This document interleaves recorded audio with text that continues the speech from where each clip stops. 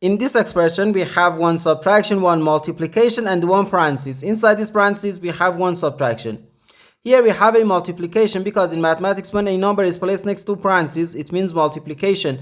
And we usually don't write the multiplication sign for brevity.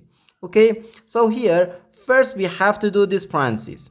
Because according to the order of operations, first we have to do parentheses, then exponents, then multiplication or division, and finally addition or subtraction. Remember that multiplication and division have equal priority and we have to work from left to right. And the same applies to addition and subtraction.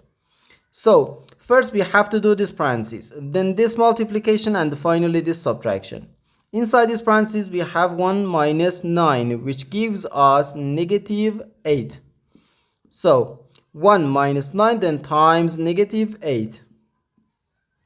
Now we have one subtraction and one multiplication. According to the PEMDAS, multiplication has higher priority than subtraction because multiplication comes before subtraction. So here first we have to do this multiplication. 9 times negative 8 gives us negative 72. So 1 minus negative 72. Negative times negative gives us positive. So 1 plus 72, which equals 73. And this is our final answer to this problem.